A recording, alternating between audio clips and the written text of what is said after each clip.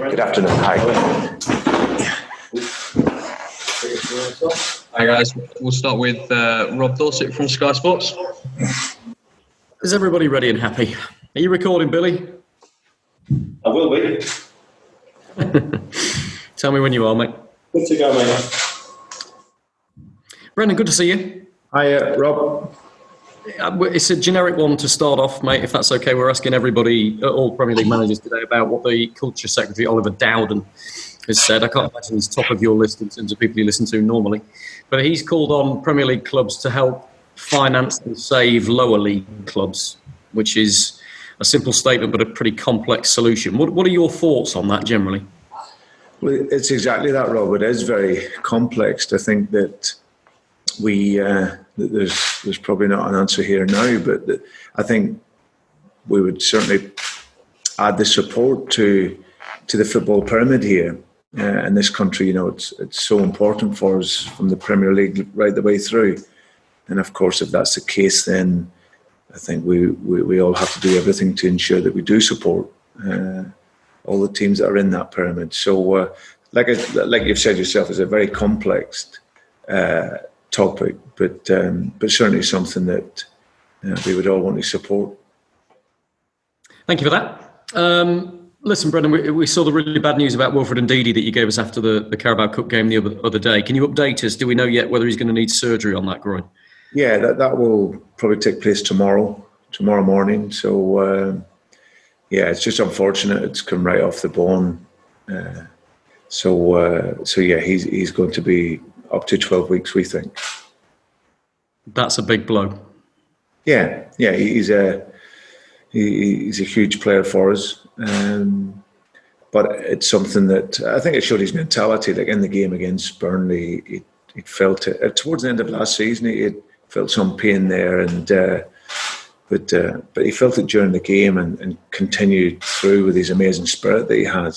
But of course, when we got the scan after the game, it didn't show up so well. So it's unfortunate. He'll I'm sure make a really good recovery, and then we'll welcome him back when he does come back. But there's no doubt he's a miss. Does that alter your priorities at all in the transfer window? I suppose that's the one blessing, is that this injury has happened when there's 10 days left. But you've talked to us a little bit about the finances as well, and you've got Papi Mendy and you've got Hamza Chowdhury there. What are your thoughts on the transfer window in Wilf's position? Yeah, I think it's something that we have other priorities.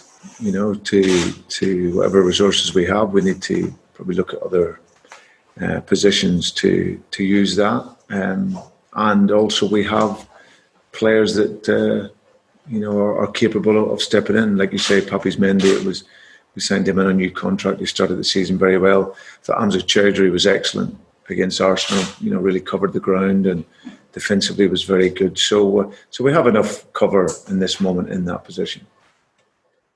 Can I ask you about Wesley Fofana? You'll have no doubt heard about West Ham's interest and their bids. Do you still have hopes that he will become a Leicester player?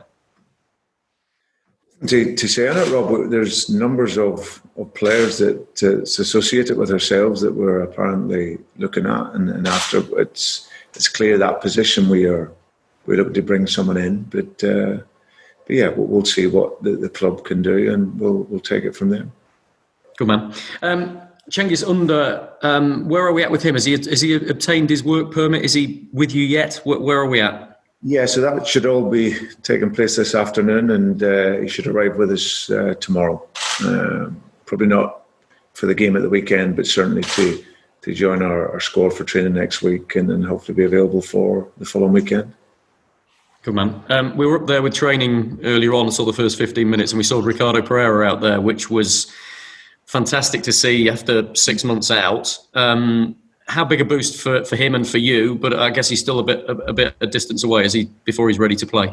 Yeah, he's still a bit of time away. But like you say, great for him to be out on the field these last few days.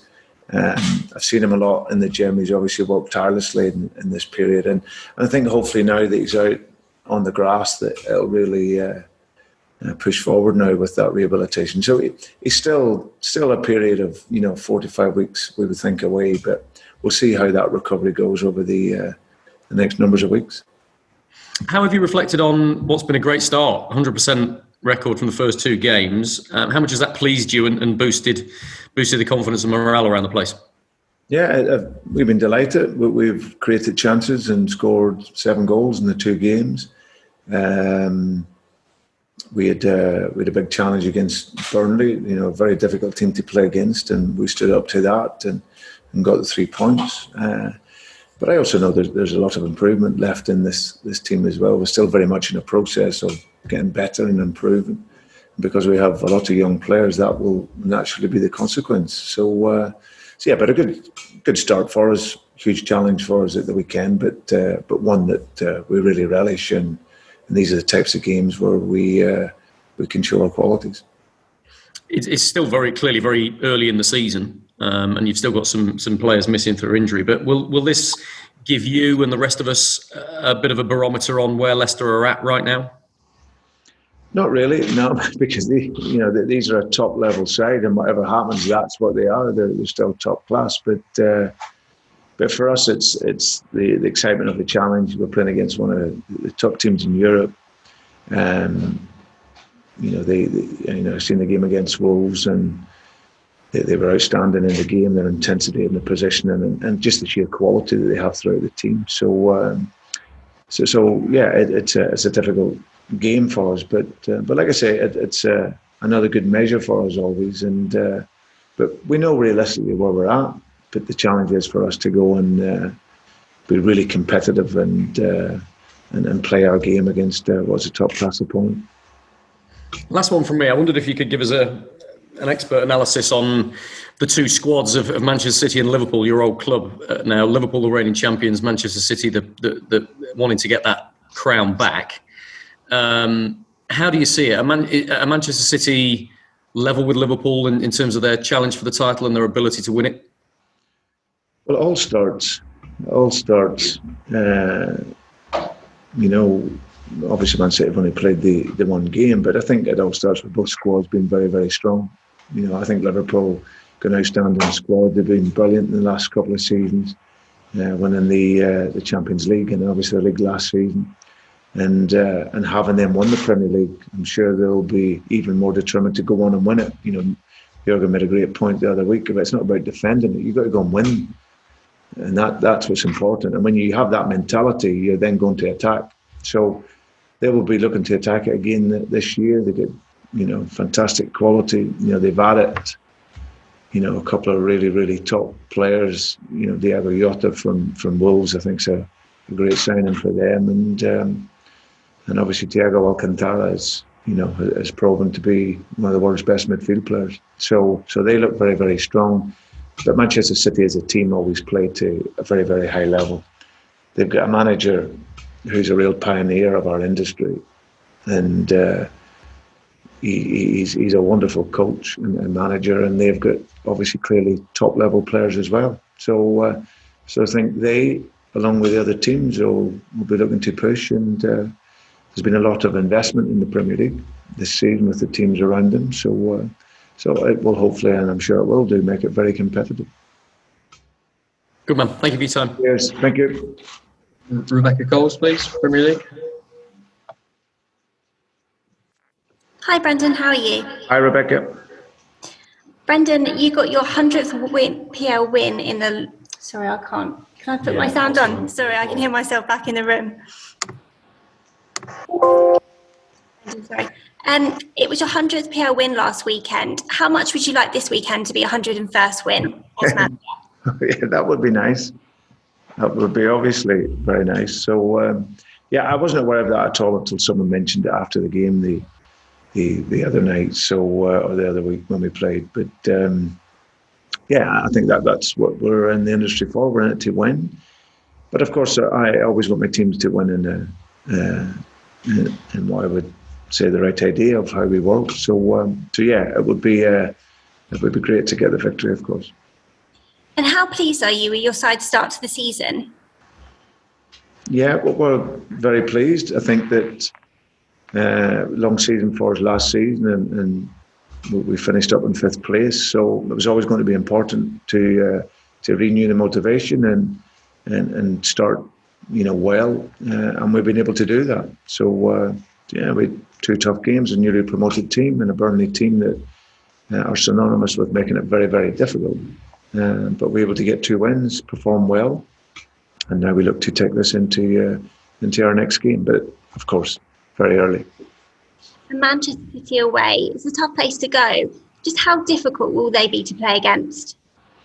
Well, they're always difficult. I think that they have world-class players, and they've got a world-class manager. So that combination, obviously, of course, always makes it very tough. But we're looking forward to the challenge. We've gone there. We've played against them once last year. Went very close. The other game not so close.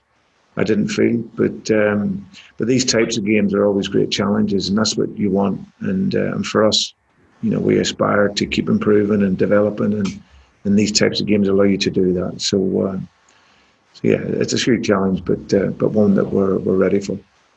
And Kevin De Bruyne, he's been involved in 13 goals in his last 10 Premier League starts. How impressed are you with him?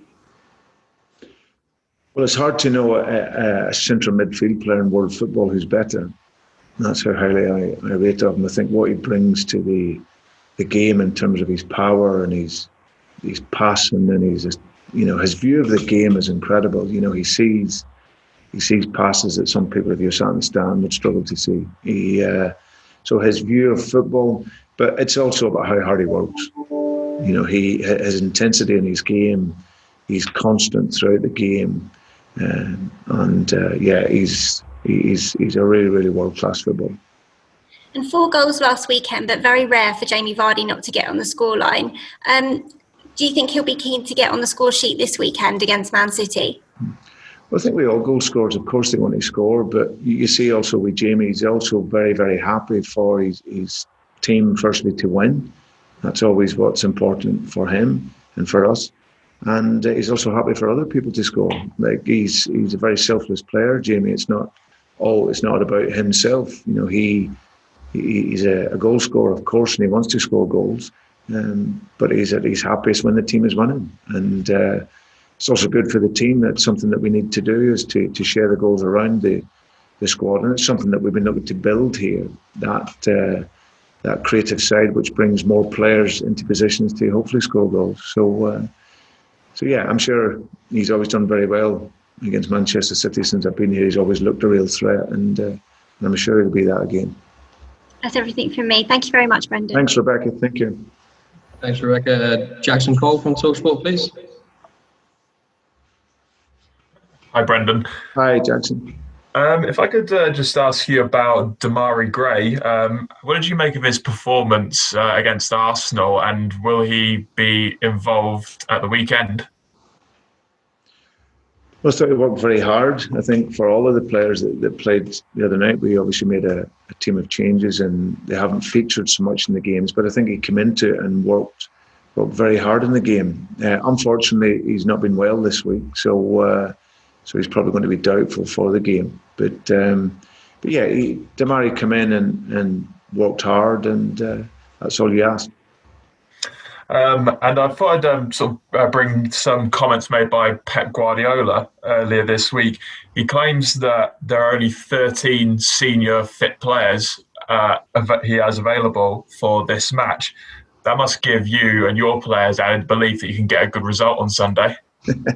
Well, you only need 11, first of all, to start, and then you can only use 3 subs now. So, but I think all his team with the players he has available and the young players that he'll have they'll all have enough motivation and quality to want to get a result. So, yeah, I think all the teams, you're still searching for your level of fitness, having only had a few games, and like ourselves, we have a number of injuries to important players. However, you're working with the players that you have, and you're always then going out looking to get a good performance and good result. And as been mentioned, you made a very good start to the Premier League season. But how different is the approach going to be against Manchester City than it was for the wins against West Brom and Burnley? Yeah, but different types of games. You want to go in and you want to play your your normal game against Manchester City, but they are a team that eventually they can sometimes pin you back with the quality of their football and the quality of their game. So, but I think it's important you have to have that directness against them. So you with your quality, you hope you're going to get chances in the game, and we've always had that. You've got to be really resolute defensively, and you need to carry a little bit of luck as well. But the games do slightly change. Your ambition in the game is always there to want to go and win, to go and compete, and obviously then you have enough of the ball. You want to be able to create opportunities to score, which we feel we can do.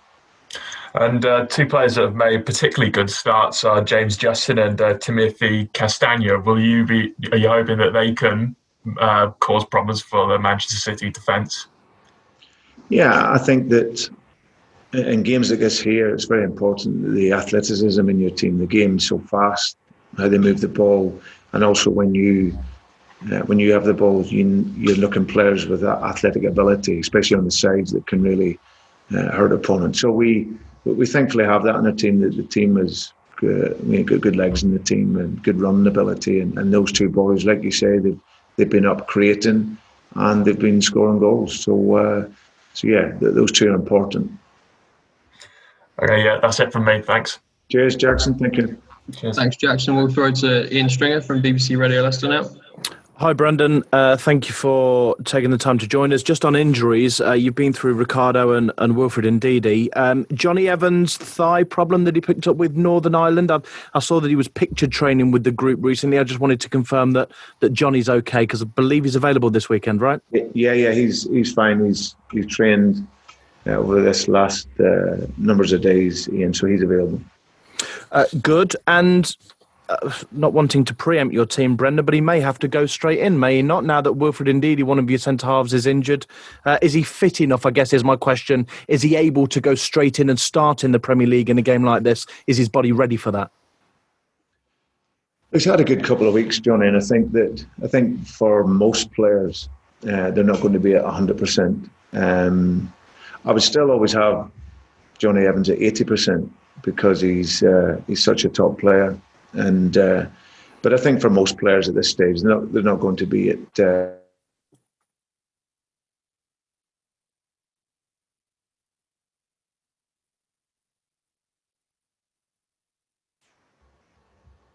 Brendan, I think we just had a bit of a technical problem. I don't know whether any of my colleagues on the call suffered that as well, but I missed your answer. I think what you said was that you take an 80% fit Johnny Evans, correct? Yes. Forgive me, Brendan, some clubs have taken to naming players who have tested positive for COVID-19. I understand patient confidentiality, and that I don't want to sound like I'm infringing on that, Brendan, but you've mentioned that Damari Gray is unwell. Is there anything else you're able to tell us regarding that? Has he had to be isolated? No, not at all. No, he just got a stomach bug. Okay. On fullbacks, I'm fascinated. Ricardo's back on the grass, and that's great. An incredible player, quite clearly. But Castagne started the season in fine form. James Justin also has started very, very well. Is there any room for one of those fullbacks to work in a different position, a winger, or is there a possibility of a change in shape? Given the start of your fullbacks, given that Ricardo's such a good player, are you toying at the moment, I know he's not available now, but long term, to try and shuffle that and maybe move one? We look at Castagne and wonder whether he can indeed play as a winger, Brendan. Yeah, Timothy's played in a couple of positions. I think it's the beauty of probably all the three boys that you mentioned there, Ian. They've all played on opposite sides of the pitch. Probably more so Timothy. He played a lot for Atalanta in a left wing back position. But all three can all play in the systems that we want to play. It's very important for us to have a structure which is adaptable. It's we have a very clear way in how we work and all the principles of our game, but from time to time the shape will change, and all those three, like you've seen James Justin play as a right side centre half in a back three, but he's really getting forward from that deeper position. And like I said, Timothy can play on the left side as well as the right, and even before I arrived here, that Ricardo played up one as a winger. So and that's something he's done earlier in his career. So it's great to have that flexibility within the players and within the squad in order for us to play the level of game that we would like to. I'm not suggesting in my next question that you aren't under pressure to perform, but is it nice in some ways to be under a different form of pressure this weekend? Of course, respectfully against West Bromwich Albion, who were tough opposition, and Burnley, you may have been expected to win those games, Brendan, but going to the Etihad, the pressure will all be on Pep's men. Is that a relief to you, or do you see that as advantage and marginal gain opportunity? We've obviously every game is an opportunity. I think the games that you are supposedly to win, it's always important to win those, and we've done that in the first 2 games. This year's a different test for us, a different challenge, but we always have the ambition to win to every game to get a result. That's not always the case. We will lose games, but for us is to go on and show our qualities and show that we have a respect for the likes of Manchester City, but we can't play with any fear, and that's always what's important. And on Manchester City, I wonder, you mentioned Kevin De Bruyne earlier on, but you look at their squad and their 11, Brendan. Who's Manchester City's best player? Well, it's very hard to sort of pinpoint one. I think obviously De Bruyne is so important for them. But I also look at Raheem, and I think what Raheem gives him, if he's not playing, that pace, that directness, that intensity, he can play in a couple of positions. His improvements that he's made in terms of his goal scoring, he's up there in that world class bracket for me. And so it's very, very hard. I think they've got a lot of players that are really, really talented, lots of great quality. But I think if you look at Kevin De Bruyne and Raheem, absolutely sensational players for them that make a huge difference whether they play or don't play. Crowds look like they're not going to be allowed back into games for some time, Brendan. I wonder whether you've been given any sort of guidance. You mentioned last week the importance, and I think we all know your feelings on that, but have you been given any guidance as to when anybody's going to be allowed through the turnstiles in your games yet? Not at all. It's pretty similar to you guys as well. We're getting the information through the same. It's obviously a big disappointment for everyone that we can't get people in, because it's, I can only talk for ourselves, and we certainly miss the supporters, but I'm pretty sure every other team does as well. So yeah, it's stating the obvious. I think the game is nothing without the supporters, and obviously the players, I think, are doing a fantastic job in all the teams to bring the intensity to these games, and you see all the ambition that the teams are going out there with to play and perform. But of course, without the supporters, then it does take that little bit of edge off the game. So yeah, hopefully in the future it'll that will change, and we can get as many people back in as we possibly can. Final one from me, Brendan. It's a double header of Leicester City against Manchester City this Sunday. Your recently professional women's team take on Man City women in an FA Cup quarter-final a couple of hours before you as well, actually. So I'm sure you'll be looking out for the result when you take on the men's team at the Etihad. I wonder whether you've got a message of good luck for Jonathan Morgan and his players. Yeah, well, exactly that. I think it's... hopefully it's a great Sunday for us both, and hopefully they can lead the way and get through into the semi-final. So I think on behalf of us all here, we wish them all the very best, and hopefully we can follow suit afterwards. Thanks for your time. Good luck Sunday, Brendan. Cheers. Thanks, Ian. Thanks, Ian. Right, folks, we're going to wrap the broadcast section there. So thank you to our broadcast colleagues as they leave the call. We're going to take a few quick